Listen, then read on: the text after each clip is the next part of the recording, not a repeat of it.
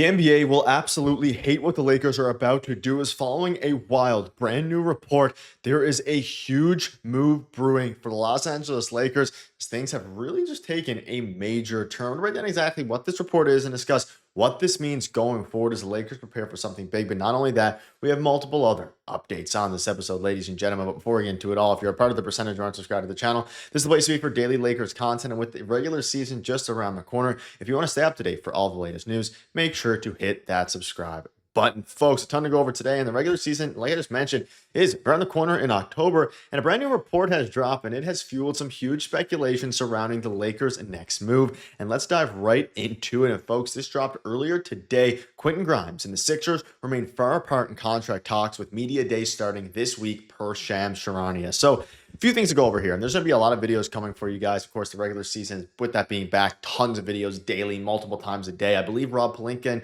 JJ Redick are speaking to the media tomorrow, so I'll have multiple videos on that as well.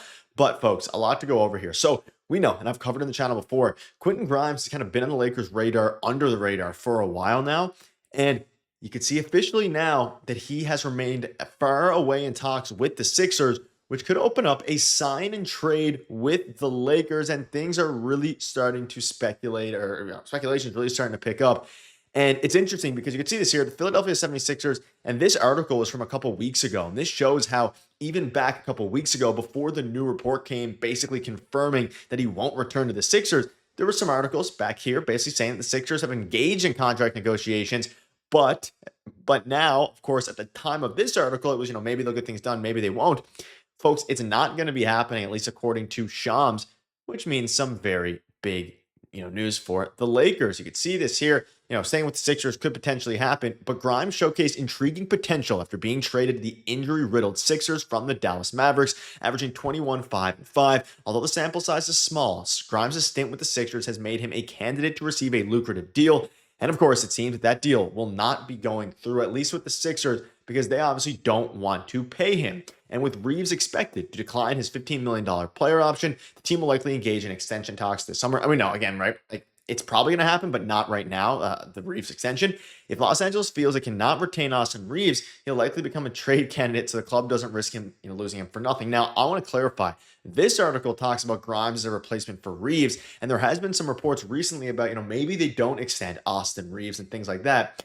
I'm not going to be proposing, necessarily a swap there, but it is an interesting scenario in which, let's say they trade Austin Reaves at the trade deadline, which I don't think is going to happen. A lot of it depends on how this regular season goes, but it is an interesting option to add Quentin Grimes to this team as is. And this was a trade that was made on Twitter, and people are really starting to talk about it specifically today since that report dropped. And it is Haywood Highsmith and Quentin Grimes. The Sixers get a 2028 Lakers pick swap, and Gabe Vincent, Maxi Kleber, and another pick swap in 2030. So essentially, it's Gabe Vincent, Maxi Kleber, and 2 swaps for Haywood Highsmith and Quentin Grimes. Now, if you're the Sixers, this obviously, again, keep in mind that, just to make things clear here, Grimes can do what he wants, right? He can sign and trade would obviously be beneficial he's not signed to the Sixers, so a sign and trade would be beneficial to the Sixers in the sense that, if they want to get something for Quentin Grimes, you can see there a part of this trade would be a sign and trade, so the contract would be 3 years worth 51.8. I don't know necessarily if that would be enough to get Quentin Grimes, but folks, I'd be all in on really trying to do a sign and trade for Mr. Grimes, because he's someone who, yes, he had a very good year with the Sixers once he got traded over there at the deadline.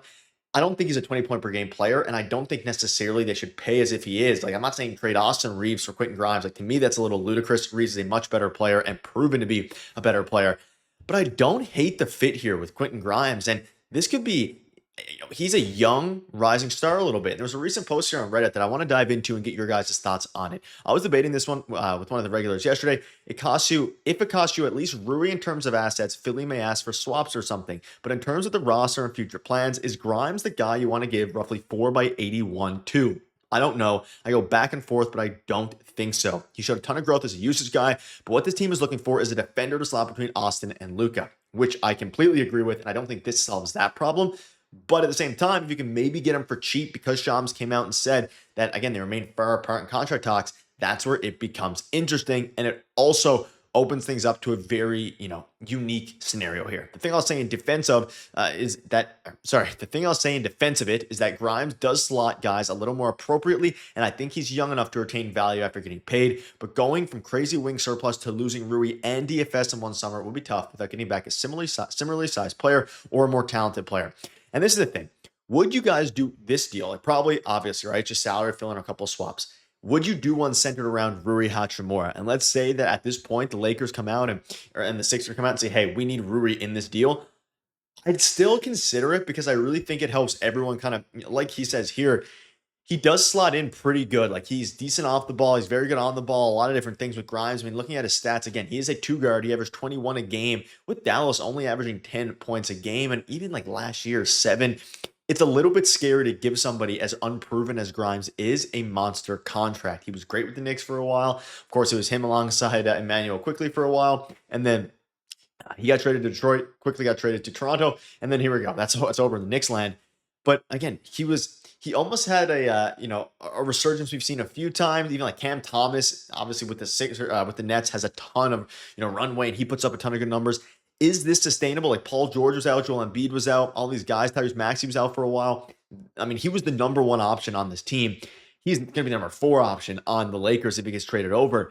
Is that going to be worth paying 4 years, $81 million? Or would that be, of course, worth, giving up assets for? I think it is. Like, I think if you can get him for fairly cheap, it's a very unique scenario. And I think the NBA would be pretty horrified of it if the Lakers somehow managed to pull Grimes off, because I also think at the 2-guard spot, it would potentially give them, an option to maybe move off of Reaves in the future. Not saying to do that now, but it would give them that option, because in this hypothetical deal, you'd have Reaves, you have Grimes locked up for 3 more years, which would open up, their future there. You lock down your future a little bit more with, again, having a guy locked up for 3 years. You have Luka locked up for 3 years. It's interesting, right? And again, Grimes, Highsmith, Kleber, Vincent, and 2 swaps. And the Sixers in this case would just be getting an unprotected swap, which is a little bit scary.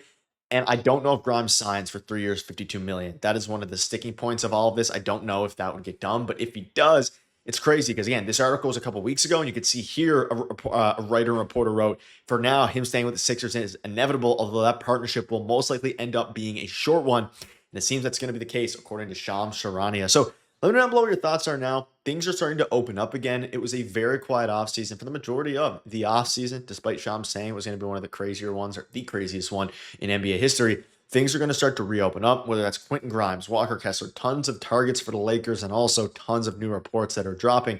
We'll keep you up to date every step of the way, so make sure to hit that subscribe button. And of course, with, I believe, Robin and JJ talking tomorrow, we'll have tons of videos coming for you all. Things are really starting to pick up here.